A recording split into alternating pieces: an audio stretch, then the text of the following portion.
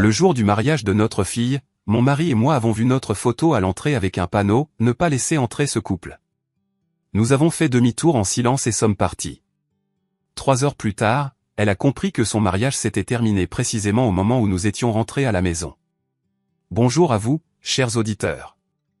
Avant de commencer à raconter cette histoire difficile de ma vie, je vous demande de soutenir notre chaîne. Abonnez-vous, mettez un j'aime et écrivez dans les commentaires de quelle ville vous nous écoutez. C'est très important pour nous. Et maintenant, bonne écoute. Ce matin-là, je ne me suis pas réveillé au son du réveil, mais à cause du silence. Vous savez, il y a parfois ce silence particulier, vibrant, juste avant une tempête ou une grande fête. Pour moi, ce jour était les deux à la fois. Je suis resté allongé quelques minutes, fixant le plafond de notre vieil appartement, et j'ai mentalement parcouru la liste que j'avais en tête depuis 6 mois. Pas une liste de courses, non. C'était la partition d'une symphonie complexe, dont j'étais la chef d'orchestre, tout en restant dans l'ombre. Les faisans. Ils devaient être livrés à 6 heures du matin précise depuis une ferme privée près de Voronezh. J'avais personnellement vérifié la qualité de la volaille, personnellement appelé le propriétaire pour lui rappeler que c'était pour ma petite étoile, ma fille. Les nappes en lin, vintage, couleur crème, avec une broderie Richelieu faite à la main. Elle n'avait été sortie des réserves que grâce à mon nom. Les fleurs, pas de roses vulgaires, seulement des fleurs des champs associées à des orchidées rares, comme le voulait Camilla. Tout était réglé au millimètre, à la seconde, jusqu'au dernier souffle. Je me suis levé et je me suis approché de la fenêtre. La ville se réveillait à peine, mais je sentais déjà l'odeur du succès. J'avais consacré 40 ans à la restauration. Pendant 40 ans, j'avais nourri des ministres, des stars et des oligarques, restant cette femme stricte en tailleur noir qui veillait à ce que la soupe ne refroidisse pas et que les verres brillent. Et pendant toutes ces années, j'avais mis de côté chaque centime, me privant de vacances, d'un nouveau manteau de fourrure, de rénovation, pour un seul et unique jour. Le jour où ma Camilla deviendrait une princesse, pas comme moi, une travailleuse acharnée sentant toujours la cuisine, mais une vraie dame. Ermalé ne dormait plus. Il était assis dans la cuisine, entièrement habillé, et buvait du thé. Son vieux costume gris était impeccablement repassé. Sa chemise blanche était craquante. Il avait l'air solennel et un peu effrayé. « Violetta » demanda-t-il doucement, sans lever les yeux de sa tasse. « Es-tu sûr que nous sommes à la hauteur ? Les Wiazemski, ce sont, tu comprends, des contes, même s'ils sont d'anciens contes. » Je me suis approché de mon mari et j'ai posé ma paume sur son épaule. Je sentais à quel point ses muscles étaient tendus. « Hermosha, arrête. Nous ne sommes pas seulement à la hauteur, nous sommes les parents de la mariée. Et nous avons payé pour ce banquet. Chaque fourchette, chaque serviette là-bas, c'est le fruit de notre travail. Les Wiazemski donnent le nom de famille, mais nous donnons la vie. Souviens-toi de ça. » J'ai enfilé ma plus belle robe. Stricte, couleur chocolat noir, longue, couvrant les genoux. Aucune extravagance, juste une modeste broche sur le revers de la veste. Nous n'essayions pas de paraître plus riches que nous ne l'étions. Notre richesse était ailleurs, dans notre dignité et dans le fait que nous avions réussi à faire l'impossible pour notre fille. Nous sommes descendus à la voiture. Notre vieille et fidèle Toyota semblait modeste à côté du parc automobile qui devait déjà converger vers le domaine. Mais l'intérieur était impeccablement propre, et Ermalé conduisait avec tant de soin, comme s'il transportait un vase de cristal. La route hors de la ville a pris environ 1 heure. Nous n'avons presque pas parlé. Chacun pensait à ses propres affaires. Je me souvenais de mes négociations avec Trifon Demidovitch. Un vieil ami, propriétaire d'un luxueux domaine historique au bord de la rivière. Au début, il avait grogné, disant que sa liste d'attente était pleine pour les 2 prochaines années, mais en apprenant que c'était ma Camilla qui se mariait, il avait simplement fait un geste de la main. « Pour toi, Violetta Fominichna, je décrocherai la lune. Prends le domaine pour samedi. On réglera ça plus tard, au nom de notre vieille amitié. » Camilla, bien sûr, a dit à son fiancé que c'était grâce à ses relations, qu'elle avait presque acheté le domaine. Je ne l'ai pas corrigé. Qu'elle soit fière. L'important, c'était le résultat. Au loin, les portes en fer forgé du domaine sont apparues. Mon cœur s'est mis à battre plus vite. Je m'attendais à voir les portes grandes ouvertes, décorées de fleurs, des valets souriants, de la musique venant du parc. Après tout, j'avais moi-même approuvé le scénario de l'accueil des invités. Mais les portes étaient fermées. Ermalet a ralenti, fronçant les sourcils avec perplexité. Violetta, pourquoi est-ce fermé? Peut-être que nous sommes en avance ou qu'ils ont fait une entrée de l'autre côté? Non, l'entrée est ici, ai-je répondu, sentant un froid s'installer en moi. Approche-toi. Près des massives portes en fonte se tenaient deux gardes. Ce n'étaient pas les hommes de Tryphon. Je connaissais tout le personnel du domaine par cœur, chaque garde, chaque jardinier. Ces deux-là étaient des étrangers, en uniforme noir sans insigne, avec des visages de pierre, impénétrables. Ils se tenaient les jambes écartées, comme s'ils gardaient un site militaire, pas un mariage. Nous nous sommes approchés. Ermalet a coupé le moteur. Le silence dans l'habitacle est devenu cotonneux. Directement sur la partie centrale des portes, grossièrement fixée avec du ruban adhésif sur les élégantes volutes en fer forgé, était accrochée une grande affiche. C'était une feuille de format A3, plastifiée pour ne pas être abîmée par la rosée du matin. J'ai plissé les yeux. Ma vue n'est plus ce qu'elle était, mais j'ai tout de suite compris l'essentiel. C'était une photo. Notre photo, à Ermalet et moi. Celle que j'avais envoyée à Camilla par messagerie il y a à peine une semaine. Nous étions assis dans notre datcha, fatigués après avoir désherbé les parterres, en simple t-shirt, avec des tasses de thé, et nous rions. C'était une photo très personnelle, chaleureuse, que j'avais envoyée avec la légende « Nous t'aimons, ma chérie, nous avons hâte d'être à samedi ». Maintenant, cette photo était défigurée. Sur nos visages heureux, il y avait un énorme tampon rouge criard. Ne pas laisser entrer ce couple. Menace à la sécurité. Entrée interdite. Les mots m'ont frappé plus fort qu'une gifle. L'air s'est coincé dans ma gorge. J'ai entendu Ermalet halter convulsivement. Violetta. Sa voix s'est brisée en un murmure. Qu'est-ce que c'est? Une blague? Un jeu? Je ne pouvais pas répondre. Je regardais mon sourire sur la photo, barré d'une croix rouge. Ce n'était pas juste un refus, c'était un reniement public. On nous avait exposés comme des criminels, comme des vagabonds sales qu'on ne pouvait pas laisser entrer dans une maison décente. Et le plus terrible, c'est que c'était elle qui leur avait donné la photo. Personne d'autre n'avait ce cliché. L'un des gardes s'est approché paresseusement de la voiture, sans même se pencher vers la fenêtre. Il a simplement tapoté le capot avec sa matraque et a fait un geste de la main pour que nous fassions demi-tour. Partez. Mon regard a lentement glissé vers le haut, au-delà des portes, là où, derrière les tilleuls, on apercevait la façade du manoir.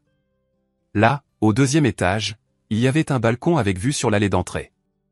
Et je l'ai vu. Camilla se tenait près de la balustrade. Elle portait cette fameuse robe pour laquelle nous avions donné toutes nos économies des 5 dernières années. Dentelle la plus fine, 1 millier de perles. Elle était magnifique. À côté d'elle se tenait une femme avec un grand chapeau, Albertina Gustavovna, la mère du marié. J'attendais que ma fille nous voie, qu'elle voie cette affiche honteuse et qu'elle sorte en courant, qu'elle se mette à crier sur les gardes, à arracher cette horreur. J'attendais de la peur, de l'incompréhension. Mais Camilla souriait. Elle regardait droit vers notre voiture. Elle nous voyait. Elle voyait l'affiche, et sur son visage, il n'y avait pas l'ombre d'une gêne. Au contraire, c'était un sourire de soulagement. Elle a dit quelque chose à sa belle-mère en nous montrant d'un geste élégant, et celle-ci a hoché la tête en signe d'approbation, couvrant sa bouche d'un mouchoir en dentelle pour cacher un petit rire. Et puis ma fille, ma Camilla, pour qui j'avais passé 40 ans au fourneau, a levé une coupe de champagne. Elle a trinqué en notre direction. Ou plutôt, elle buvait au fait que le problème de ses parents modestes avait été résolu si efficacement, au fait que nous n'allions pas déranger ces invités aristocratiques avec nos costumes bon marché et nos visages simples. Elle a bu une gorgée et s'est détournée, retournant à la fête que nous lui avions payée. Je n'ai pas pleuré. Les larmes, c'est de l'eau, et à cet instant, tout en moi s'est glacé, se transformant en une glace sèche et piquante. C'était un sentiment étrange, pas de la douleur, mais une clarté soudaine et absolue. Comme si quelqu'un avait essuyé une vitre embuée, et que le monde derrière n'était pas festif et lumineux, mais gris et d'une netteté écœurante. J'ai posé ma main sur l'avant-bras de mon mari. Sous le tissu fin de sa veste, ses muscles vibraient d'un tremblement fin et pitoyable. Il regardait le dos de sa fille s'éloigner, les portes du balcon se fermaient, et son visage vieillissait à vue d'œil. Les rides devenaient plus profondes, comme si elles avaient été tracées au couteau. Ermallay, ai-je dit doucement. Ma voix était aussi régulière que le tic-tac d'un métronome. Fais demi-tour. Il a cligné des yeux, détachant avec difficulté son regard du manoir. Violetta, mais comment? Peut-être qu'il faut appeler? C'est peut-être une erreur? Il n'y a aucune erreur. J'ai serré sa main un peu plus fort, le ramenant à la réalité. Nous ne sommes pas invités. Nous avons été mis à la porte. Rentrons à la maison. Ermallay a pris une inspiration saccadée, a passé une vitesse, et notre Toyota a lentement, avec le crissement du gravier sous les roues, décrit un arc devant les portes fermées. Les gardes ne nous ont même pas regardé partir. Pour eux, nous n'étions que des déchets que le vent avait balayés de la route. Le chemin du retour fut une torture. Nous avons roulé en silence total. La radio était éteinte. Ermallay regardait droit devant lui, agrippé au volant si fort que les jointures de ses doigts étaient devenues blanches. Moi, je regardais par la fenêtre latérale les troncs d'arbres qui défilaient, les champs inondés d'un soleil qui me semblait maintenant faux, comme une dorure sur un bijou bon marché. Une seule pensée tournait en boucle dans ma tête. Ce n'était pas une décision spontanée. L'affiche était plastifiée. Les gardes avaient reçu des instructions. Camilla avait planifié cela depuis des semaines, peut-être des mois. Pendant que je choisissais les serviettes, pendant qu'Ermallay recomptait ses économies de retraite pour payer l'orchestre, elle savait déjà que nous ne serions pas là. Nous n'étions utiles pour elle que comme un portefeuille qu'on peut jeter une fois qu'il est vide. Elle n'avait pas seulement honte de nous, elle nous avait annulés. À mi-chemin de la ville, Ermallay a soudainement sangloté. Une seule fois, un sanglot court et sec. Pourquoi, Vita, a-t-il demandé, m'appelant par le surnom qu'il n'utilisait que dans sa jeunesse. On a tout fait pour elle. Ne demande pas, ai-je coupé court. La pitié était dangereuse maintenant. Si je commençais à le plaindre ou à me plaindre moi-même, je m'effondrerais. Et je devais rester entière. Je devais agir. J'ai ouvert mon sac à main, un vieux sac en cuir usé au coin. Au fond, sous un paquet de mouchoirs en papier et un étui à lunettes, se trouvait un objet que je n'avais pas sorti depuis 2 ans. Mon carnet noir. C'était un épais carnet à la couverture en simili-cuir, gonflé de cartes de visite et de notes. Il contenait toute ma vie. 40 ans de travail. Les numéros de téléphone des meilleurs fournisseurs, des propriétaires de restaurants, des chefs, des fleuristes et, bien sûr, des maîtres d'hôtel. Ce carnet ne contenait pas seulement des contacts, mais des dettes. Des gens que j'avais aidés à démarrer leur carrière, des gens que j'avais sauvés du licenciement. Des gens qui savaient que si Violetta Fominishna appelait, c'était que l'affaire était sérieuse. J'ai feuilleté les pages, cherchant la lettre P. Pavel. Pacha. En ce moment, il était le maître de cérémonie du mariage, le maître d'hôtel en chef qui supervisait chaque mouvement des serveurs. 15 ans plus tôt, je l'avais embauché, un jeune étudiant, pour faire la plonge dans la salle de banquet du Métropole. Je lui avais tout appris, comment servir le vin sans renverser une goutte, comment calmer un invité ivre, comment se tenir droit même quand on tombe de fatigue. Il m'appelait la maman Violetta. J'ai composé le numéro. Les sonneries étaient longues, traînantes. J'imaginais l'agitation là-bas, au domaine, les invités s'installant à table, attendant avec impatience le premier toast. Allô, Madame Violetta Fominishna? La voix de Pavel était essoufflée, mais joyeuse. Vous arrivez bientôt? On a un peu de retard pour placer les invités. C'est Albertina Gustavovna qui a fait un scandale pour les cartons de table, mais j'ai tout réglé. On n'attend plus que vous et le papa. J'ai regardé la route. Nous entrions dans la ville. Les immeubles gris nous entouraient, nous ramenant à notre monde habituel. Pacha, écoute-moi attentivement, les jeux interrompus. Mon ton était le même que celui que j'utilisais autrefois pour le réprimander pour ses manchettes sales, glaciales et n'admettant aucune objection. Nous ne viendrons pas, quoi? Il était déconcerté. Comment ça, vous ne venez pas? Il s'est passé quelque chose? La voiture est en panne? Je vous envoie un chauffeur tout de suite. Non, Pacha. Écoute et ne m'interromps pas. Le sponsor a quitté le projet. Quel sponsor? Il ne comprenait pas. Il était encore en mode festif. Moi, ai-je dit sèchement. Je suis le sponsor de ce banquet. Je suis la cliente. J'annule ma présence et mes engagements. Dès maintenant. Un silence s'est fait au bout du fil. J'entendais le bruit de fond de la fête, des rires, le tintement des verres, les sons lointains d'un violon. Ce monde n'existait que parce que je l'avais payé. Madame Violetta, je ne comprends pas, la voix de Pavel a tremblé. C'était un garçon intelligent. Il commençait à comprendre. Tu te souviens du point 4.2 de notre contrat de service standard? Celui que nous avions rédigé ensemble pour les clients professionnels. Annulation de la présence du client, a-t-il marmonné automatiquement. Exactement. En cas d'absence du client à l'événement, le format du service change. Pacha passe le banquet en mode commercial. Mais Madame Violetta, il y a 200 personnes. Il y a du caviar noir, des faisans. Il y a pour un demi-million de vins déjà ouverts. À partir de cette seconde. Je martelais chaque mot, regardant mes mains tranquillement posées sur mes genoux. Tout ce qui est servi sur les tables doit être payé sur le champ. Le sponsor est parti. Le bar ouvert, c'est fini. La cuisine, stop. L'alcool, stop. Toute commande passe par la caisse. Ils vont me tuer, a chuchoté Pacha. Sa voix était pleine d'horreur. Ils ne te tueront pas, l'ai-je rassuré. Tu ne fais que ton travail. Dis-leur que le compte du client a été bloqué. Et une autre chose, Pacha. Le vin de la réserve spéciale. Celui que j'ai apporté personnellement hier. Ferme la cave. Mets la clé dans ta poche. C'est ma propriété personnelle, pas une partie du service traiteur. Compris, a-t-il répondu d'un ton différent. Le ton d'un professionnel qui a reçu un ordre en situation de crise. Je passe en mode paiement direct. Dois-je l'annoncer aux invités? Non. Que la surprise soit progressive. Commence par les serveurs.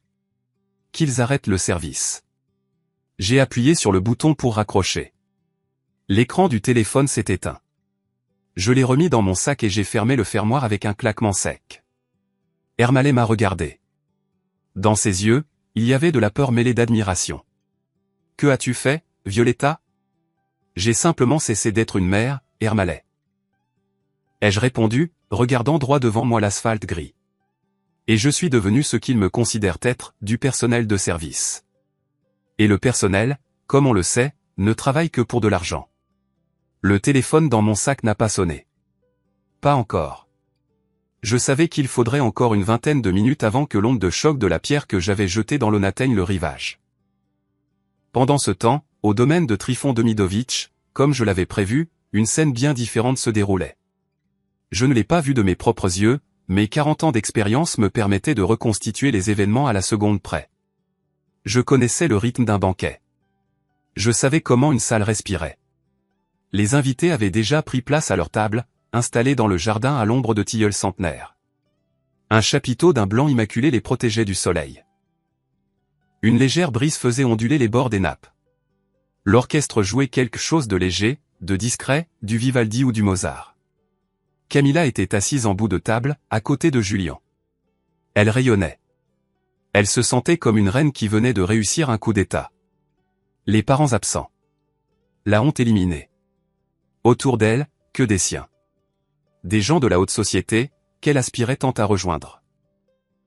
Albertina Gustavovna, ajustant son collier massif, devait déjà être en train de taper avec sa fourchette sur son verre, demandant l'attention pour le premier toast.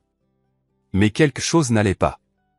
Les serveurs, mes garçons et mes filles, entraînés par moi jusqu'à l'automatisme. Normalement, à ce moment-là, ils auraient dû glisser silencieusement entre les tables, versant le vin pétillant et proposant des canapés au caviar. Mais maintenant, ils se déplaçaient différemment. Étrangement, de manière saccadée. Ils se sont figés. Pavel, après avoir reçu mon appel, n'a pas perdu de temps. Il a traversé la salle d'un pas rapide, donnant au passage de courtes instructions dans son oreillette. Les serveurs en chef hochaient la tête, leur visage devenant sérieux. Les sourires disparaissaient. Les plateaux d'amuse-gueule, qui étaient déjà levés, sont redescendus sur les tables de service. Je vous demande pardon. A dit poliment mais fermement un jeune serveur en retirant une bouteille de champagne coûteux juste sous le nez d'un oncle corpulent du marié qui tendait déjà la main. Pause technique. La musique s'est soudainement arrêtée. Le violoniste a baissé son archet, regardant avec perplexité le chef d'orchestre, à qui quelqu'un venait de chuchoter quelque chose à l'oreille. Dans le silence qui s'est installé, le cliquetis des couverts a retenti de manière particulièrement forte et déplacée. Camilla a froncé les sourcils. Elle a regardé autour d'elle, cherchant Pavel des yeux. Et, a-t-elle crié en claquant des doigts. Ce geste m'avait toujours irrité chez elle. On appelle un chien comme ça, pas un maître d'hôtel. Pourquoi la musique s'est-elle arrêtée? Où est le vin? Les invités ont les verres vides. Pavel s'est approché de la table des mariés. Il était impeccable dans son frac, mais dans ses yeux, il n'y avait plus cette obséquiosité que Camilla avait l'habitude de voir. Il la regardait comme on regarde un client dont la carte de crédit vient d'être refusée. « Madame » a-t-il dit sèchement. Pas Camilla Violetovna, mais une madame impersonnelle. Nous avons rencontré des difficultés pour accéder à la réserve d'alcool. Quelle difficulté, est intervenue Albertina Gustavovna, gonflant ses narines avec colère. Vous ne savez pas ouvrir une bouteille? C'est du cristal. Nous avons payé pour ça. Je crains que non, a répondu calmement Pavel. La cave à vin et l'alcool premium sont la propriété privée du sponsor de l'événement.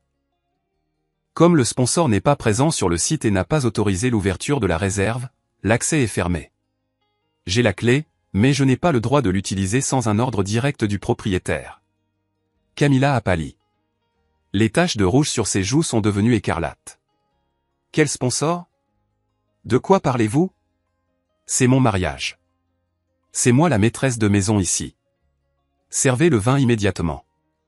C'est votre mariage, sans aucun doute, a consenti Pavel. Et dans sa voix, on pouvait déceler une pointe d'ironie à peine perceptible. Mais le contrat de service n'a pas été conclu avec vous, et le paiement des articles premium n'a pas été effectué par vous.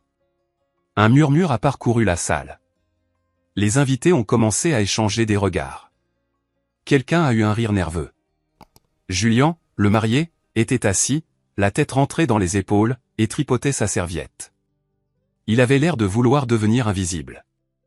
C'est scandaleux, a crié Albertina Gustavovna. Elle s'est levée, renversant sa chaise.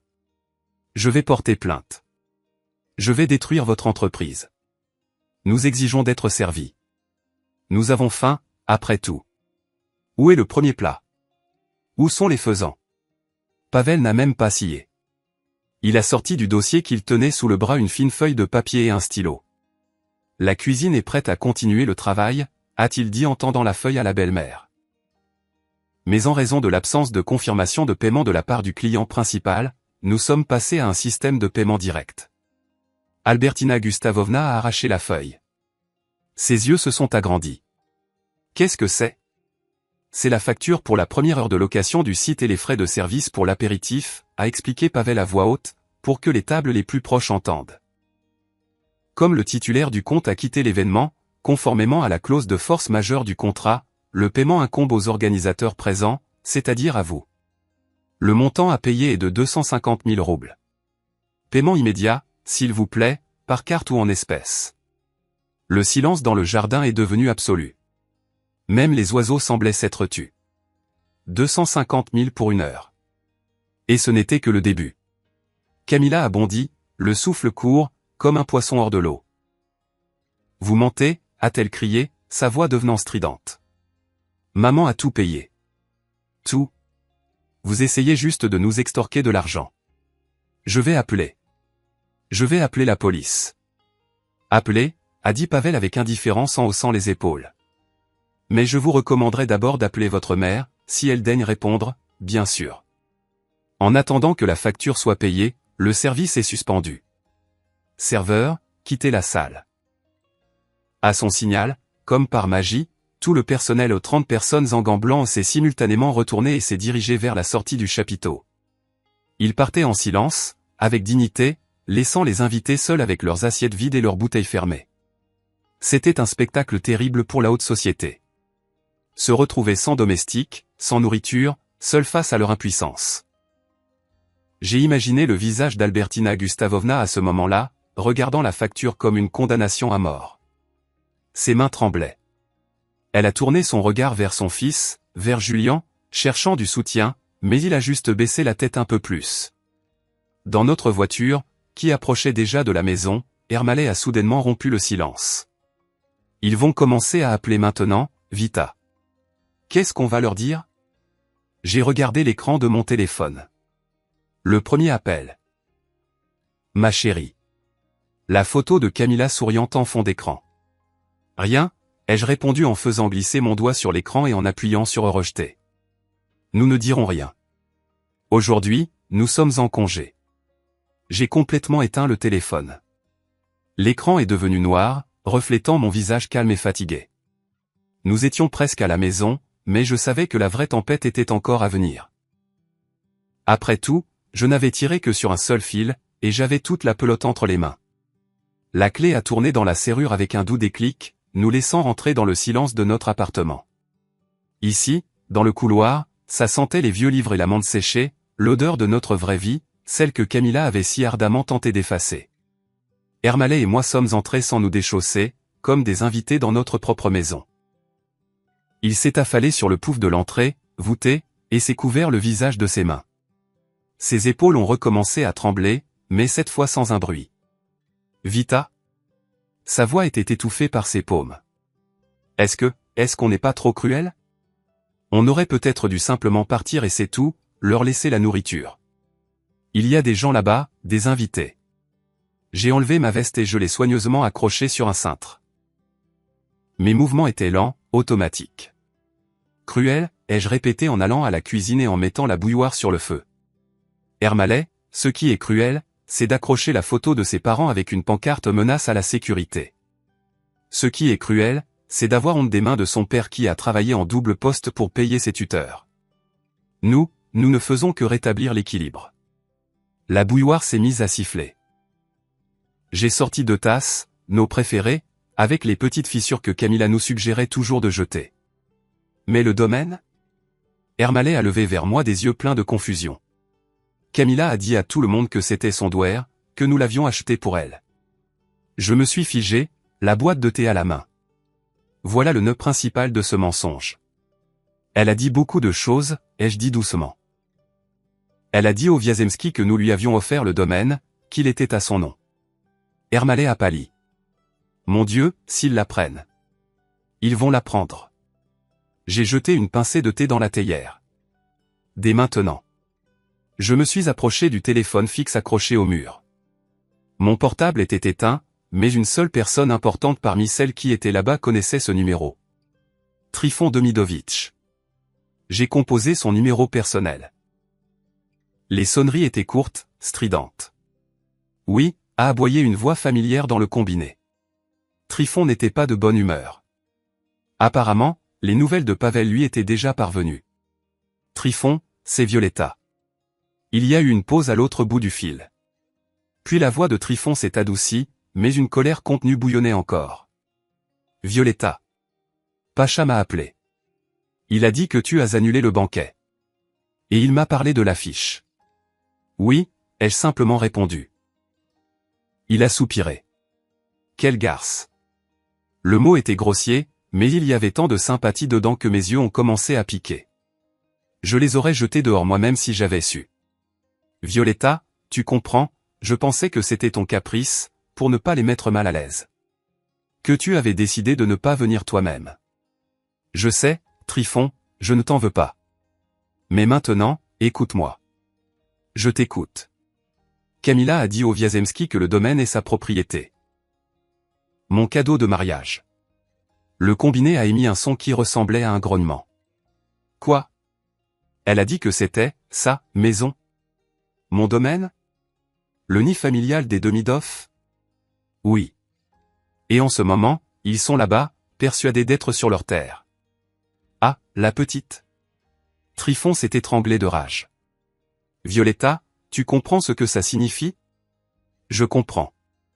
Je regardais la cour grise par la fenêtre. Le contrat de location était à mon nom.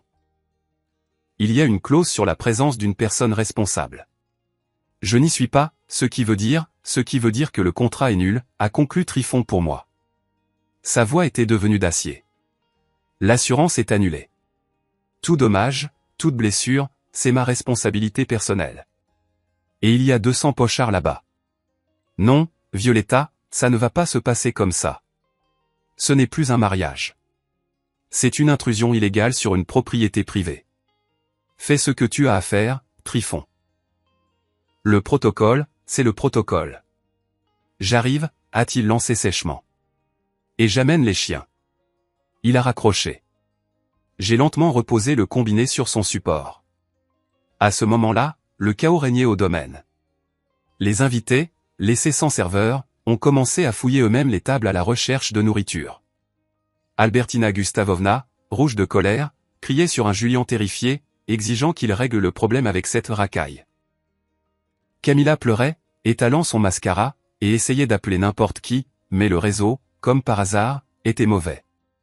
Les murs épais du vieux manoir bloquaient le signal. Soudain, la lumière s'est éteinte. Cela s'est produit instantanément. Les énormes lustres en cristal sous le chapiteau, les guirlandes enroulées autour des arbres, les puissants projecteurs éclairant la façade du manoir. Tout s'est éteint en même temps. La musique, qui jouait encore depuis l'enceinte portable de quelqu'un, s'est étouffée. L'obscurité est tombée. Seule la lune et les écrans ternes des téléphones éclairaient les visages tordus de peur des invités. « Qu'est-ce qui se passe » a crié une tante avec un chapeau à plumes. « On est dans une grotte ou quoi ?» Et puis les fontaines se sont tues. Le bruit de l'eau, qui créait un fond agréable, a disparu, remplacé par un silence sinistre dans lequel on n'entendait que la respiration lourde de 200 personnes. Et puis ils ont entendu les aboiements. Des aboiements profonds, gutturaux, retentissant de 2 énormes alabais. De l'obscurité du parc, fendant les ténèbres d'un puissant faisceau de lampe de poche, est sorti Tryphon Demidovitch. Il n'était pas en costume. Il portait une vieille veste de camouflage et de lourdes bottes.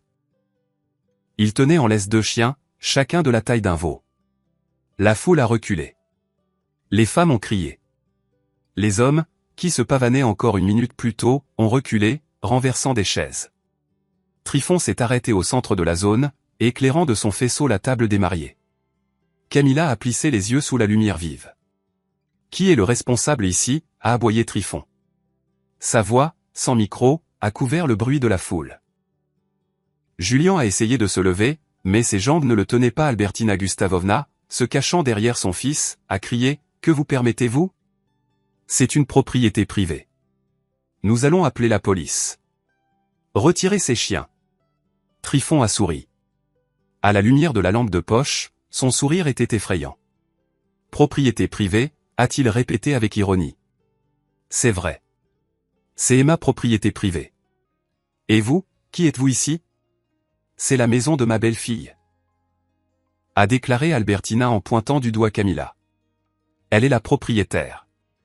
Tryphon a dirigé le faisceau de lumière sur Camilla. Elle était assise, recroquevillée sur elle-même, et tremblait. « Vraiment » a-t-il demandé doucement, comme un boa constrictor à un lapin. « Camilla, ma chérie, dis-leur. Dis-leur à qui appartient cette maison. » Camilla se taisait. Elle ne pouvait pas prononcer un mot. « Parle » a hurlé Tryphon, et les chiens l'ont soutenu d'un grognement. « C'est une location » a-t-elle chuchoté à peine audiblement. Plus fort, a exigé Tryphon. « C'est une location » a-t-elle crié, sa voix se brisant en une crise d'hystérie. « Nous ne faisons que la louer. Ce n'est pas ma maison. » La foule a poussé un cri de surprise. Albertina Gustavovna est restée figée, la bouche ouverte. Elle s'est lentement tournée vers sa belle-fille. « Quoi » a-t-elle sifflé.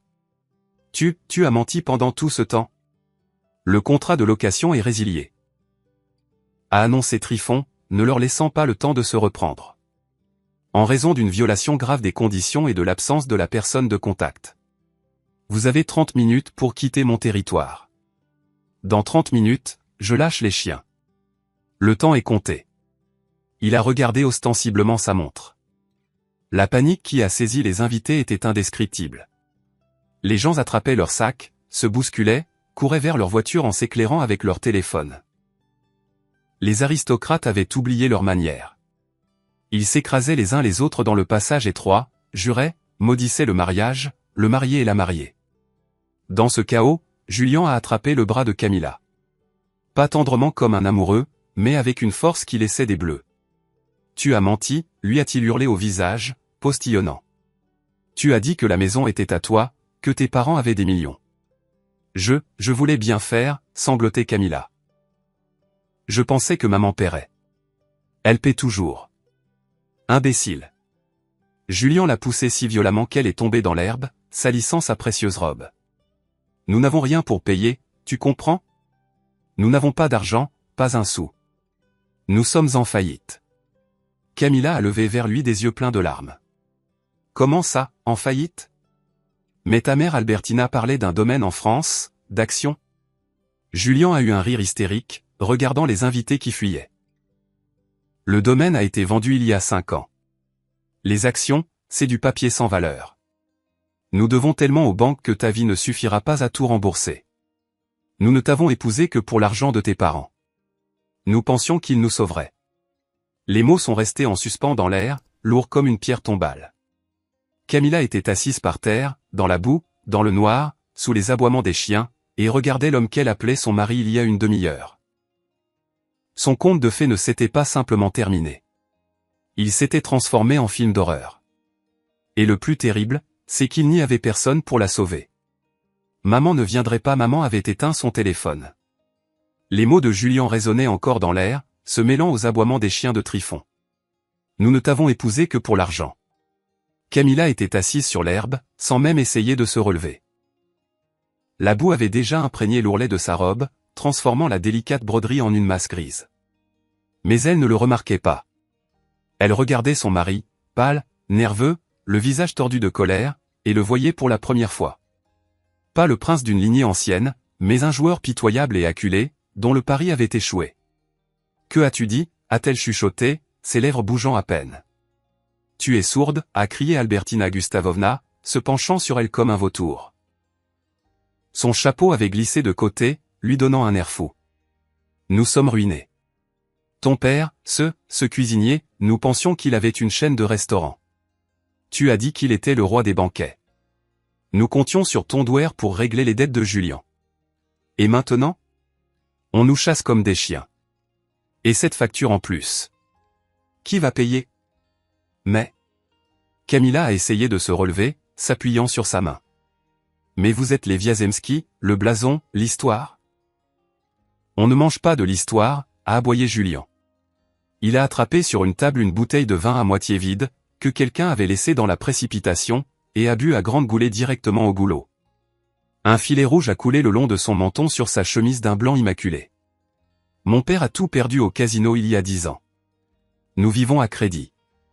Nous avons hypothéqué l'appartement pour m'acheter ce costume et cette bague. Nous pensions que tes parents étaient une mine d'or. Des pigeons silencieux et travailleurs qui donneraient tout pour le bonheur de leur petite fille. Il a jeté la bouteille dans les buissons. Le bruit du verre brisé a fait sursauter Camilla. Et toi? Julien l'a pointé du doigt. Tu t'es avéré être aussi vide que nous. Une menteuse sans le sou. Mon domaine, mon traiteur. PFF. Autour d'eux, il n'y avait presque plus personne. Les derniers invités, trébuchant dans le noir, couraient vers les portes où leur voiture avait créé un embouteillage monstre. Personne ne voulait être témoin de cette honte. Personne ne voulait payer les factures. Le conte de fées de la riche héritière et du noble aristocrate avait éclaté, éclaboussant debout tous ceux qui se trouvaient à proximité. Trifon Demidovitch se tenait un peu à l'écart, les bras croisés sur la poitrine. Les chiens à ses pieds s'étaient calmés, sentant que la menace était passée. Il ne restait que la pourriture humaine. Il n'intervenait pas. Il leur donnait le temps de s'autodétruire. « Il vous reste 10 minutes, a-t-il dit d'une voix forte, en regardant sa montre. Ensuite, je ferme les portes. Ceux qui ne sont pas sortis passeront la nuit dans la forêt. Albertina Gustavovna a attrapé son fils par le bras. Julien, allons-y. Il faut partir. Nous avons encore des comptes à régler avec la banque. Et elle? Julien a fait un signe de tête vers Camilla, qui était toujours assise par terre, les bras enroulés autour de ses genoux. Quelle pourrice ici, a lancé sa belle-mère. Elle nous a trompés. Elle a ruiné notre vie. Ils ont fait demi-tour et se sont dirigés d'un pas rapide vers la sortie, sans même un regard en arrière. Camilla est restée seule. Dans le noir, dans la boue, dans un silence seulement rompu par le bruit des voitures qui s'éloignaient. Elle s'est lentement relevée. Ses jambes tremblaient. La robe, lourde de boue et de larmes, la tirait vers le bas. Elle a regardé autour d'elle. Des tables vides, des chaises renversées, des verres brisés. La ruine de ses ambitions. Et soudain, elle a compris, les parents, ils savaient. Maman savait. Elle a sorti son téléphone. D'une main tremblante, elle a composé le numéro. L'abonné n'est pas disponible pour le moment. Elle a hurlé. Ce n'était pas un cri de douleur, mais de rage.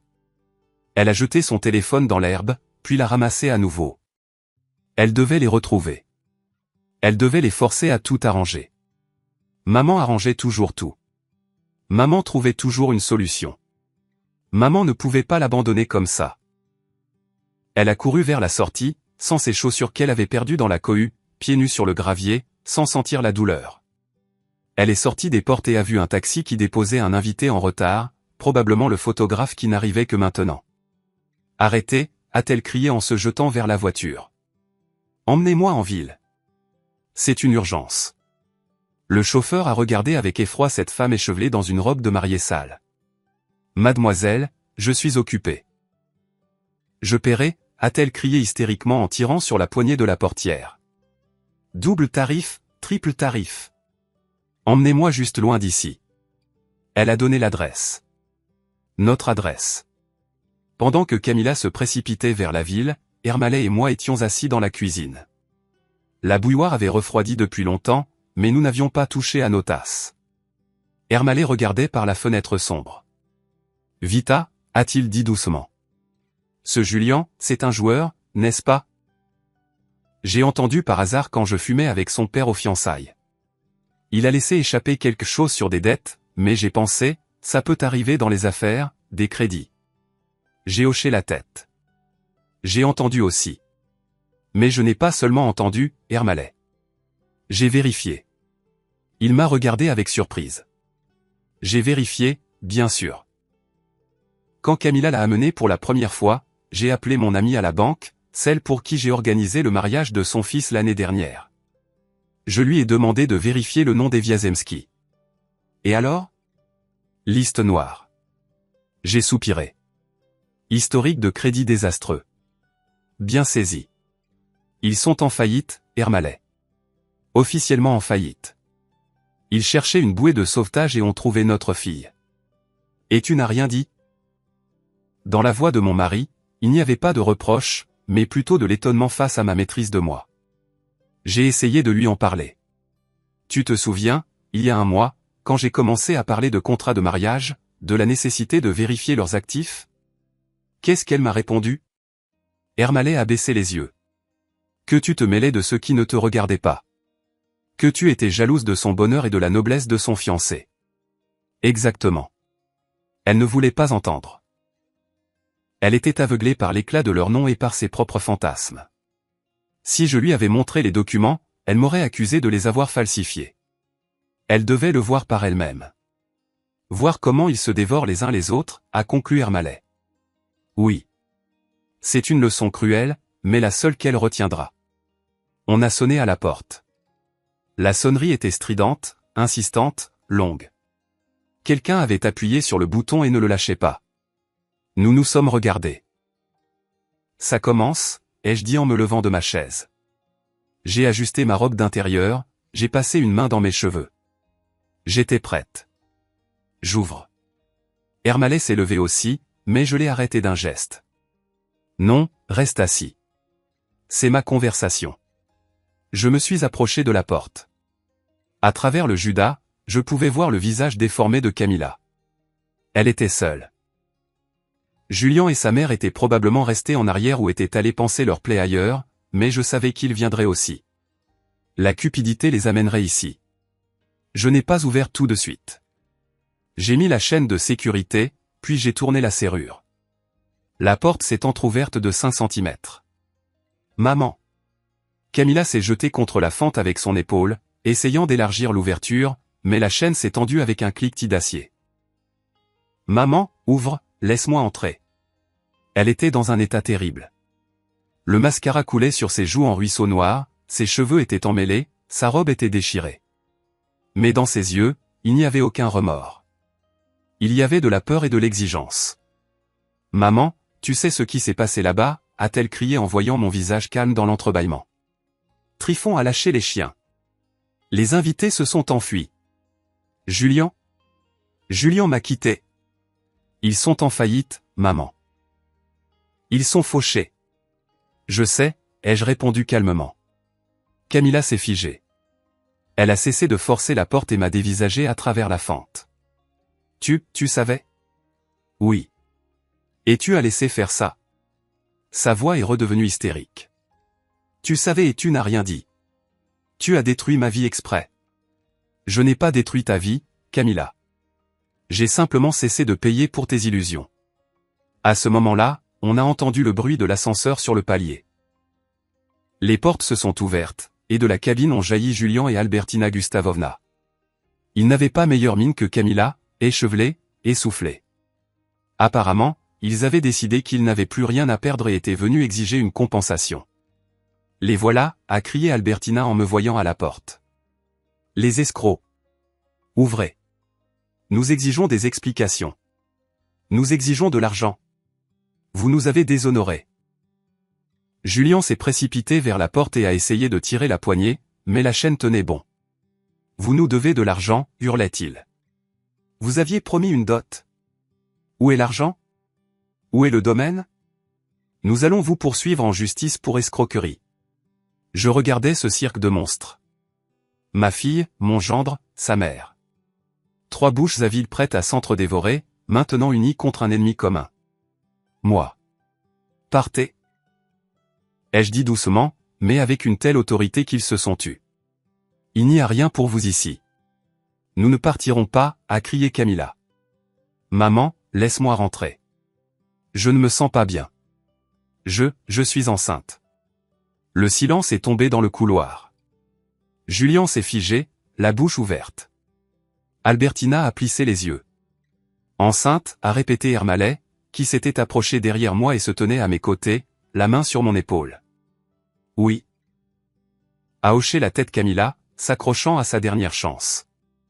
Oui, papa, vous allez avoir un petit-fils. Vous ne pouvez pas mettre votre fille enceinte à la rue. Julian, dis-leur. Julian, comprenant instantanément la situation, a acquiescé vivement. Oui, c'est un héritier. Vous êtes obligé d'assurer son avenir. Le stress est dangereux pour le bébé. Ouvrez cette porte. Tout de suite. J'ai regardé ma fille. Dans ses yeux, il y avait l'espoir que ce mensonge fonctionnerait, que le mot sacré au petit-fils ferait fondre nos cœurs et que nous ouvririons à nouveau nos portefeuilles. J'ai eu un sourire triste. Attendez ici, ai-je dit, et j'ai fermé la porte juste devant leur nez. Violetta, qu'est-ce que tu fais, a chuchoté Ermalet. Est-ce qu'elle est vraiment? Non, Ermalet. Je suis allé dans la chambre, vers le secrétaire. Elle n'est pas enceinte. Et je vais leur le prouver tout de suite. J'ai ouvert le tiroir contenant les documents. Au-dessus se trouvait une enveloppe d'une clinique privée. Elle était arrivée 3 jours plus tôt à notre adresse, car Camilla était toujours domiciliée ici et avait indiqué cette adresse pour la correspondance. Elle avait simplement oublié de la récupérer dans l'agitation des préparatifs. J'ai pris l'enveloppe, je suis retourné à la porte, et je l'ai de nouveau entr'ouverte, laissant la chaîne en place. Le trio se tenait toujours là, attendant leur triomphe. Tiens, j'ai glissé l'enveloppe dans l'ouverture. Lisa, ma chérie. C'est arrivé pour toi mardi. Camilla a attrapé l'enveloppe, l'a déchirée. Ses yeux ont parcouru les lignes. Son visage est devenu gris cendré. Qu'est-ce qu'il y a là-dedans, a demandé Albertina avec impatience, arrachant le papier des mains de sa belle-fille. Elle a lu à voix haute, avec emphase. Chère Camilla Violetovna, nous vous rappelons la nécessité d'un examen de contrôle suite à la pose d'un implant contraceptif à long terme. Durée de validité, 3 ans. Date de la pose, il y a 1 mois. Albertina a lentement levé les yeux vers Camilla. Un implant, il y a 1 mois. Julian s'est reculé de sa femme comme si elle était pestiférée. Tu as mis un stérilet? Maison, tu disais qu'on essayait. Tu disais que tu voulais des enfants. C'est une erreur. A balbutié Camilla, mais le mensonge était écrit en grosses lettres sur son visage. Il n'y a aucune erreur, ai-je dit de derrière la porte. Tu n'es pas enceinte, Camilla, et tu ne l'as jamais prévu. Tu voulais juste t'assurer une place dans leur famille, puis gagner du temps. Ah, sale garce, a rugi Albertina en levant son sac à main pour frapper Camilla. J'ai claqué la porte, coupant court à leurs cris. La serrure a cliqué. Cette fois, pour de bon. Les cris derrière la porte ne se sont pas calmés, mais ils ont changé de ton. Si auparavant c'était un chœur uni d'exigences dirigées contre nous, ce chœur s'est maintenant désintégré en solo criard d'accusations mutuelles. J'entendais Albertina Gustavovna couvrir de malédictions la menteuse stérile, Julien gémir quelque chose sur le temps perdu, et Camilla, étouffant ses larmes, essayait de se justifier, mais sa voix se noyait dans le flot de leur haine.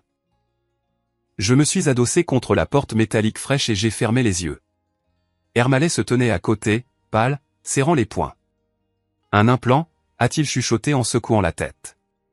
Elle nous a même menti sur les petits-enfants. Vita, tu te souviens comment elle choisissait des prénoms la semaine dernière? Si c'est un garçon, on l'appellera comme son grand-père. C'était une partie du spectacle, Ermalet, pour qu'on ne ferme pas le robinet d'argent avant le mariage. Soudain, quelqu'un a frappé la porte avec quelque chose de lourd, probablement un pied. Ouvrez, a hurlé Julien. Sa voix est montée dans les aigus. Nous n'avons pas fini. Vous croyez vous en être tiré avec un bout de papier? Vous nous devez une compensation pour le préjudice moral, pour la tromperie. Oui, a renchéri Albertina. Nous allons vous poursuivre en justice. Nous allons vous prendre tout, l'appartement, la datcha, tout ce que vous avez. Vous êtes des escrocs, vous nous avez refilé de la marchandise défectueuse. J'ai ouvert les yeux. Il n'y avait aucune peur en moi. Seulement de la lassitude et le désir de mettre un point final. Ils ne partiront pas tant qu'ils ne seront pas convaincus qu'il n'y a rien à prendre ici. Ils sont comme des chacals, tant qu'ils voient un morceau de viande, ils continueront de ronger. Il fallait leur montrer que l'os était déjà nu. Recule-toi, Ermalet, ai-je dit en enlevant la chaîne. Quoi, tu vas les laisser entrer, s'est-il effrayé. Non, je vais sortir les voir. J'ai ouvert la porte en grand. Ils se sont figés. Julien avec le pied levé pour frapper, Albertina le visage tordu de colère, Camilla étalant du mascara sur ses joues. En me voyant, ils ont été surpris une seconde par ma calme assurance. Je me tenais sur le seuil de ma maison, dans une simple robe d'intérieur, mais je me sentais maîtresse de la situation. Vous voulez de l'argent? Ai-je demandé doucement. Nous voulons justice, a crié Albertina, essayant de se faufiler dans l'appartement, mais je lui ai barré le chemin de la main. Le geste était léger, mais autoritaire. Restez là, ai-je dit. Vous n'entrerez plus ici. Jamais. La conversation aura lieu ici. La justice? J'ai souri. Très bien, parlons de justice. Julien, tes dettes s'élèvent à 8 millions de roubles. J'ai vu le relevé. Ta mère a mis en gage les bijoux de famille en 1998. Vous êtes en faillite. Julien a pâli, ses yeux s'agitaient. D'où, c'est de la diffamation. Ce sont des faits. Et maintenant, parlons de ma fortune, sur laquelle vous comptiez tant. J'ai sorti de ma poche une feuille de papier pliée en 4. Ce n'était pas un relevé de banque, mais un simple reçu. Un long reçu de terminal de paiement, enroulé sur lui-même. Vous exigiez une dot, ai-je continué en déroulant le papier. Camilla vous a dit qu'une grosse somme se trouvait sur son compte, un coussin de sécurité que nous avions économisé toute notre vie. Oui, a crié Camilla, levant un visage en larmes. Vous l'aviez promis. Vous aviez dit que vous vireriez l'argent le jour du mariage. Où est-il? Si vous le virez maintenant, Julien me pardonnera. Nous pourrons tout recommencer. Elle me regardait avec un espoir si pitoyable que j'en ai eu presque physiquement mal. Elle était prête à acheter l'amour de ce rien du tout avec notre argent. L'argent existait, ai-je acquiescé. 3 millions de roubles. Tout ce que ton père et moi avons économisé en 40 ans, en nous privant de tout. La vente de l'appartement de grand-mère, nos économies de retraite, mes petits boulots. Tout était prêt pour le virement. La transaction était programmée pour aujourd'hui, à midi pile. Les yeux de Julien se sont allumés d'un feu cupide. Alors, virez-le. que attendez-vous? C'est notre argent. Le capital familial. Existait, ai-je répété, en insistant sur le passé. Le mot-clé est existait. Je leur ai tendu le reçu. Regardez l'heure, ai-je dit. 16h30 exactement une demi-heure après notre départ des portes de votre mariage. Julien a arraché le reçu. Albertina et Camilla se sont penchés de chaque côté. Fonds de charité pour l'aide aux hospices, a lu Julien d'une voix tremblante. Montant, 3 millions de roubles. Statut, exécuté. Un silence de mort est tombé. On pouvait entendre le bourdonnement de la lampe sur le palier. Qu'est-ce que c'est, a chuchoté Albertina, n'en croyant pas ses yeux. Vous avez donné l'argent à un hospice? Oui, ai-je répondu. Un don anonyme. Irréversible. L'argent a déjà quitté le compte. Il n'existe plus. Ni pour nous, ni pour vous. Vous êtes folle, a hurlé Julien, froissant le reçu et le jetant par terre. Vieille démente. Vous avez brûlé 3 millions? Comme ça? Pas comme ça. Je le regardais droit dans les yeux. J'ai acheté ma liberté et celle de mon mari avec cet argent. Nous ne sommes plus les vaches à lait de votre cupidité. Camilla a glissé le long du mur et s'est effondrée sur le sol sale du palier.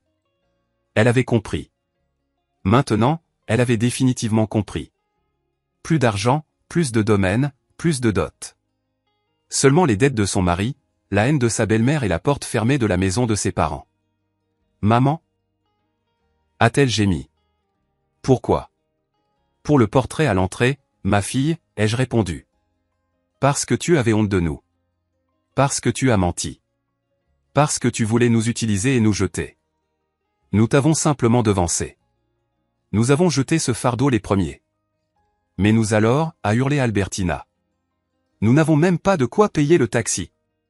Nous n'avons nulle part où aller. L'appartement est sous-scellé par la banque. Ce sont vos problèmes, ai-je dit. Vous êtes des aristocrates. Vous trouverez bien quelque chose. Peut-être vendre vos titres de noblesse? Ah oui, ils ne valent rien. J'ai fait un pas en arrière dans l'appartement. Adieu, ai-je dit. Julien s'est précipité vers la porte, essayant de mettre son pied dans l'ouverture, mais Ermalet, mon calme et tranquille Ermalet, s'est soudainement avancé. Dans sa main, il tenait une lourde poêle en fonte, qu'il avait apparemment prise dans la cuisine. Il ne la brandissait pas, il la tenait simplement comme un argument de poids.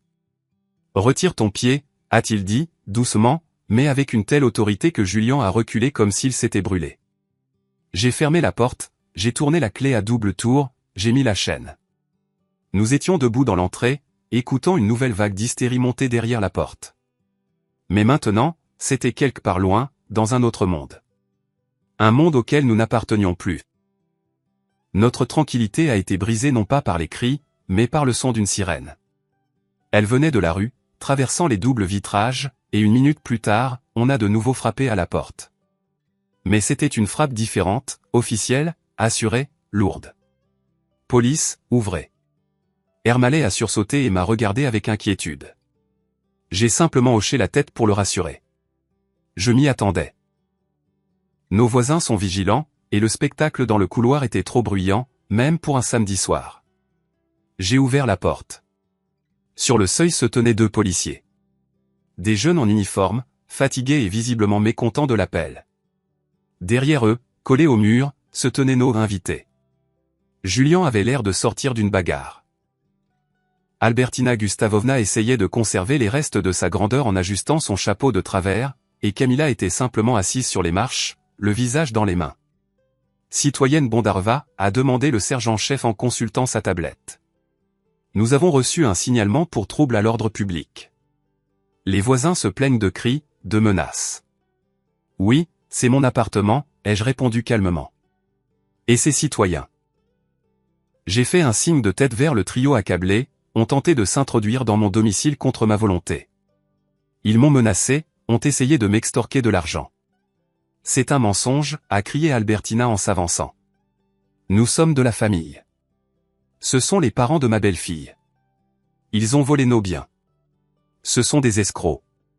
Officiers, arrêtez-les. Ils se sont appropriés l'argent promis dans le contrat de mariage. Le policier a soupiré de lassitude. Les querelles familiales sont la pire chose pour n'importe quelle patrouille. Madame, calmez-vous. Quel contrat? Avez-vous des documents? Un accord verbal, a déclaré Albertina. Ils ont promis une dot. 3 millions. Et maintenant, ils disent qu'ils l'ont donné à une fondation quelconque. C'est du vol. Le sergent m'a regardé. Dans ses yeux, je pouvais lire de la sympathie. Il avait visiblement déjà évalué le contraste entre le couple de personnes âgées calmes à la porte et la femme hystérique avec un chapeau. Avez-vous des plaintes contre ces personnes, m'a-t-il demandé. Je n'ai qu'une seule demande, monsieur le sergent, ai-je dit. Faites-les sortir de mon couloir. Ils ne sont pas domiciliés ici. Ils ne sont pas invités. Ils troublent ma tranquillité et effraient les voisins. Mais c'est ma fille, a crié Camilla en relevant la tête. Maman, comment peux-tu? Madame, s'est adressé le policier à Camilla. Êtes-vous domicilié à cette adresse? Camilla a hésité. Non, j'ai fait mon changement d'adresse il y a une semaine, avant le mariage, pour m'inscrire chez mon mari. Donc, vous n'avez aucun droit de vous trouver ici, a tranché le sergent. Bon, citoyen, veuillez sortir. Réglez vos histoires de millions au tribunal, mais ce n'est pas un endroit pour faire du tapage. Nous n'irons nulle part, s'est entêté Julien. Nous n'avons nulle part où aller. Vous irez au poste si vous ne libérez pas les lieux immédiatement. La voix du policier s'est durcie. Il a posé la main sur sa matraque. Article 20.1 du Code administratif. Trouble à l'ordre public. On va vous embarquer. Albertina Gustavovna m'a fusillé d'un regard si venimeux qu'il semblait que l'air autour d'elle devenait vert. Vous le regretterez, a-t-elle sifflé. Vous mourrez seul, et personne ne vous donnera un verre d'eau. Mieux vaut mourir de soif que de boire des mains de ceux qui vous haïssent, ai-je répondu. Les policiers ont commencé à les escorter vers l'ascenseur. Julien essayait encore de crier quelque chose à propos d'avocat. Camilla pleurait à chaudes larmes, s'accrochant à la rampe, mais la force n'était pas de leur côté. Les portes de l'ascenseur se sont refermées, coupant leurs cris. Le silence est revenu dans le couloir. Le sergent est resté une seconde de plus. Désolé pour le dérangement, a-t-il dit en touchant la visière de sa casquette. S'ils reviennent, appelez immédiatement. On enverra une patrouille. Merci, mon garçon, ai-je souri. J'ai fermé la porte. Cette fois, je n'ai pas seulement fermé une porte à clé. J'ai fermé un chapitre de ma vie. Nous sommes retournés à la cuisine. Ermalé s'est assis à la table et a regardé l'horloge. Presque 17 heures, a-t-il dit pour ne rien dire. Et nous n'avons toujours pas déjeuné. Et nous ne déjeunerons pas, ai-je répondu en m'approchant du réfrigérateur. Nous avons des choses plus importantes à faire. Quelle chose, s'est-il étonné. Le tribunal? Les avocats? Non, Ermalé. Un voyage. J'ai sorti du congélateur une bouteille de vodka, celle qu'Ermalé gardait pour les mauvais jours. Mais aujourd'hui n'était pas un mauvais jour. C'était le jour de la libération. J'en ai versé dans 2 petits verres. Bois, ai-je ordonné. À notre nouvelle vie. Ermalé a bu, a grogné, a reniflé sa manche. Vita, de quoi tu parles? Quel voyage? On n'a plus d'argent. Tu as toi-même dit, le fonds, l'hospice. J'ai eu un sourire malicieux. Je suis allé au secrétaire, où se trouvait le dossier des documents du mariage. Celui que j'avais montré à Julien, mais pas en entier. Je ne leur ai pas menti, Ermalé. Les 3 millions sont bien allés à la fondation. C'était nos économies pour nos funérailles, notre coussin de sécurité qu'ils voulaient tant. Mais je ne leur ai pas parlé du reste. J'ai sorti une autre feuille du dossier. C'était un contrat de vente. Qu'est-ce que c'est? Ermalé a mis ses lunettes. Tu te souviens du garage? Celui que tu as hérité de ton père? Le garage en briques au centre-ville, qu'on louait comme entrepôt depuis 10 ans. Eh bien, je l'ai vendu. Hier. Ermalé a écarquillé les yeux. Comment ça, vendu? Pourquoi? Parce qu'on n'en a pas besoin. Mais on a besoin d'argent. Pas pour Camilla et pas pour la fondation. J'ai posé devant lui une brochure colorée que j'avais cachée dans ce même dossier. Sur la couverture brillante, il y avait un train filant à travers une taïga enneigée, et une inscription en lettres dorées, l'Express impérial. Voyage transsibérien. Moscou-Vladivostok. Classe de luxe. Vita. Ermolai a enlevé ses lunettes. Ses mains se sont mises à trembler. Mais c'est ton rêve. Tu en rêves depuis ta jeunesse. Notre rêve, Hermosha. Tu te souviens comment on regardait cette émission sur le lac Baïkal? Comment tu voulais voir l'océan? Mais c'est horriblement cher. Le garage. Il valait exactement le prix de 2 billets en compartiment de première classe avec pension complète et excursion, les jeux interrompus. Le départ est demain à 8 heures précises de la gare de Yaroslavl. Ermolai se taisait. Il regardait tantôt la brochure, tantôt moi, tantôt son verre vide. Une larme a roulé sur sa joue. Et Camilla, a-t-il demandé doucement. Comment allons-nous les abandonner? Ils vont être perdus. Ils ne seront pas perdus, ai-je dit durement. Des adultes ne se perdent pas s'ils ont des bras et des jambes. Qu'elles apprennent à vivre. Que Julian aille travailler comme déménageur. Que Camilla devienne serveuse. J'ai commencé par faire la plonge, et ma couronne n'est pas tombée. Ça leur sera bénéfique. Et nous, Ermolai, nous avons fait notre part. Nous avons élevé une fille. Nous lui avons donné une éducation. Nous avons essayé de lui offrir un mariage. Elle a choisi sa voie. Et nous choisirons la nôtre. J'ai pris le téléphone qui était sur la table. L'écran clignotait avec une notification. Un message de Trifon. Le domaine est propre. Les ordures ont été enlevées. Ton vin est en sécurité. Il t'attend dans la cave pour de meilleurs jours. Tu es un roc, Violetta. Je te respecte. J'ai souri. Fais tes valises, Ermolai, ai-je dit, sentant une incroyable légèreté dans mon corps. Nous avons peu de temps. Le train n'attendra pas. Ermolai s'est lentement levé. Il a redressé les épaules. Pour la première fois de la journée, et peut-être depuis des années, il ne ressemblait pas à un vieil homme fatigué, mais à un homme qui avait un but. Et les cannes à pêche, a-t-il demandé soudain avec une ardeur de jeune garçon. On peut prendre les cannes à pêche? Il y a le Baïkal, là-bas. On peut, ai-je ri. On peut tout faire, Hermosha. Maintenant, tout nous est permis. La nuit est tombée sur la ville comme une couverture douce, mais dans notre appartement, la lumière était allumée dans toutes les pièces. Nous ne dormions pas, nous faisions nos valises. C'était un processus étrange, de faire tenir toute une vie dans 2 valises. D'habitude, les préparatifs de voyage sont une source d'agitation, de listes, de peur d'oublier quelque chose. Mais cette fois, nous bougions dans un rythme quasi méditatif. Nous ne prenions rien de superflu, seulement le nécessaire. Des vêtements chauds pour les vents de Sibérie, des chaussures confortables, des médicaments. L'âge se faisait sentir, après tout. Et quelques livres. J'ai pris un volume de Tchekhov, Ermolai un guide de pêche. J'ai ouvert le placard de l'entrée pour prendre un sac de voyage, et mon regard est tombé sur un cintre. Là était accrochée cette fameuse robe couleur chocolat noir que je portais ce matin. Elle me semblait maintenant étrangère, comme un costume de scène d'une pièce qui n'est plus à l'affiche depuis longtemps. J'ai passé la main sur le tissu. Aucune nostalgie, juste une légère surprise. Était-ce vraiment moi? Avais-je vraiment l'intention de me tenir au milieu d'une foule d'invités arrogants et de mendier des miettes d'attention de ma propre fille?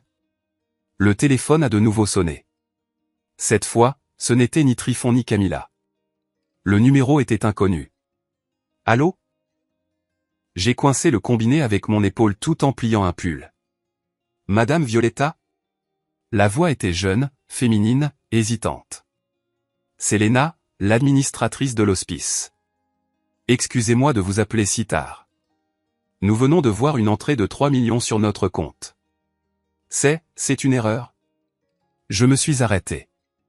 Non, ma petite Léna, ai-je dit doucement. Ce n'est pas une erreur, c'est un cadeau. Mais...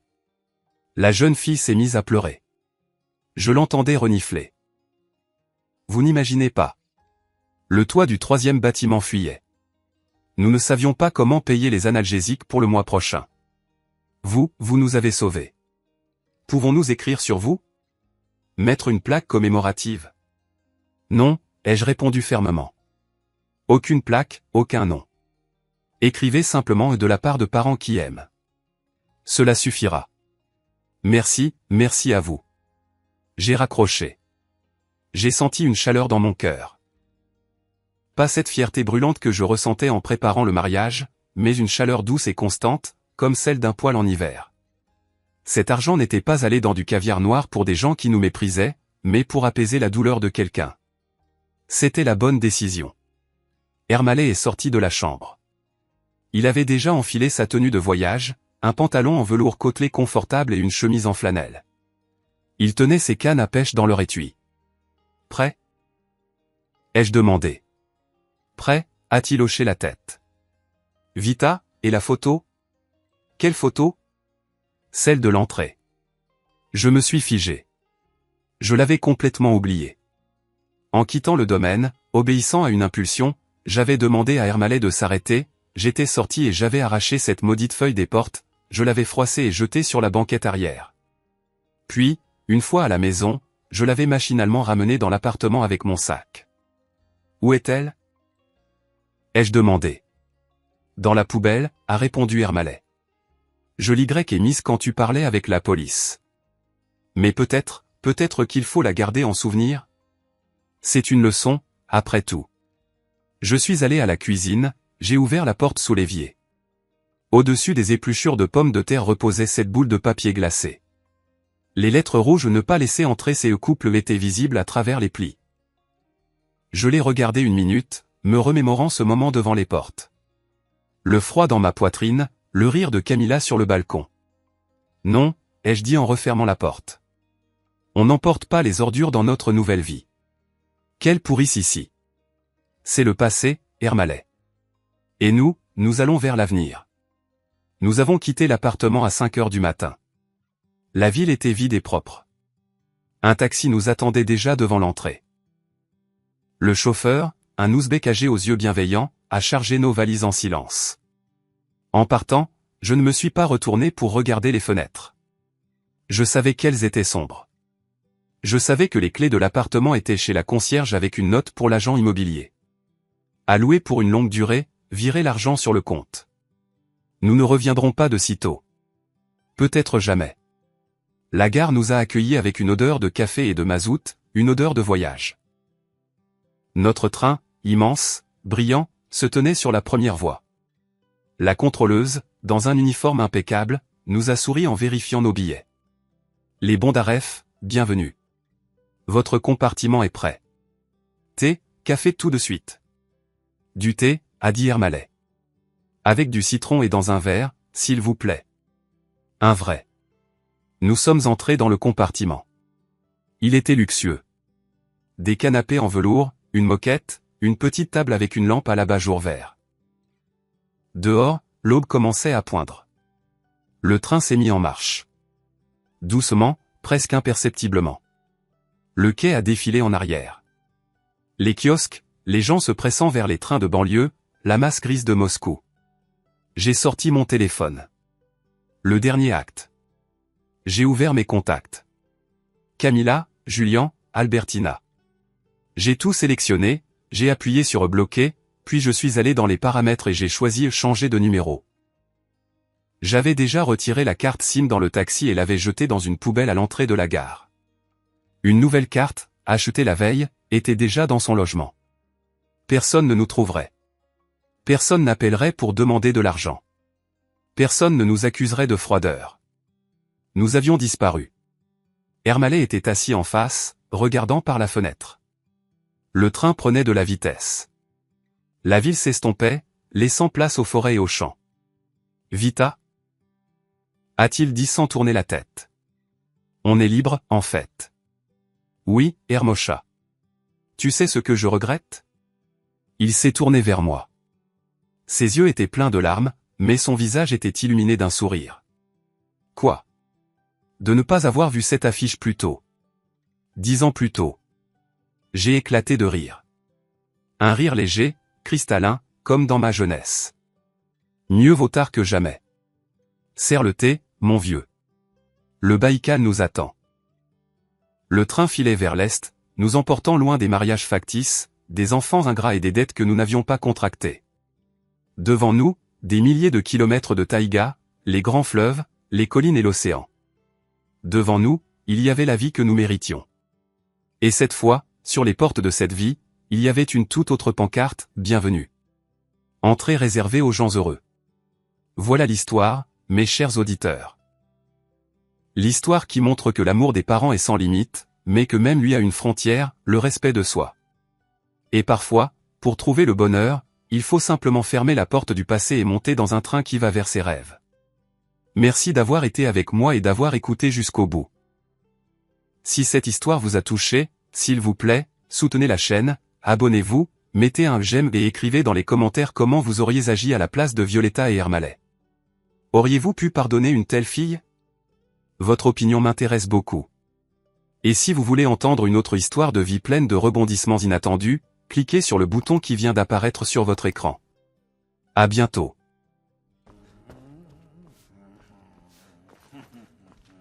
Надо алхимика поискать.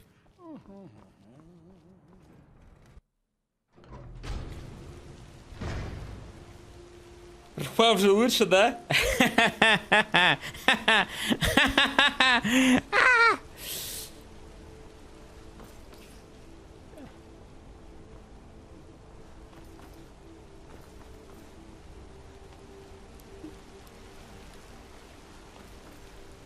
Ничего не буду говорить.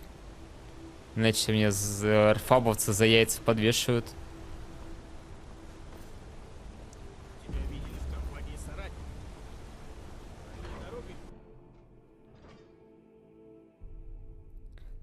Алхимик в крепости. Ты хочешь увидеть ярла? Что ты прячешь?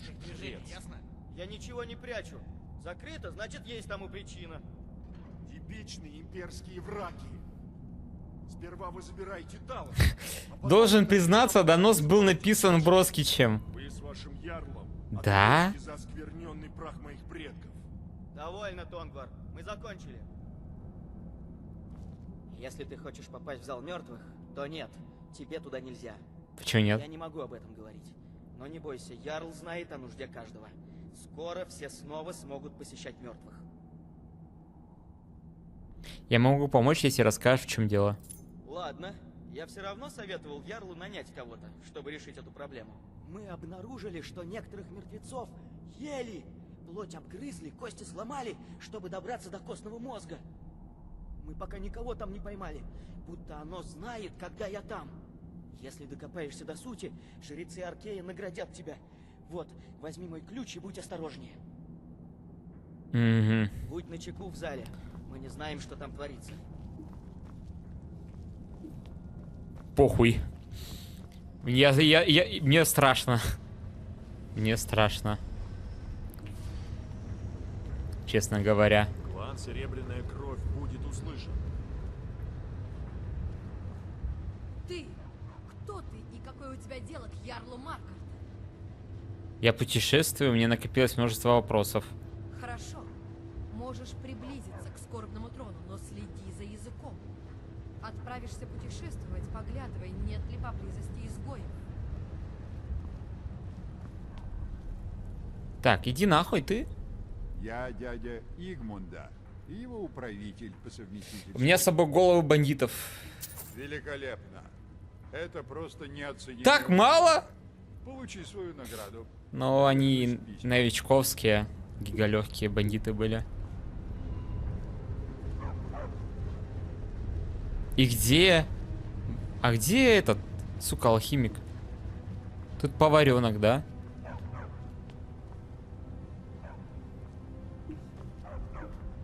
Хм.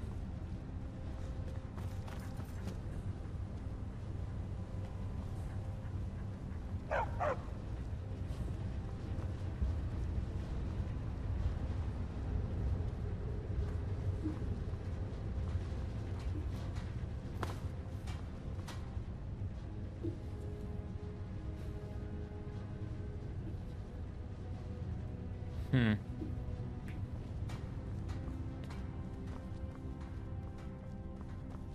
Где же алхимик, блядь?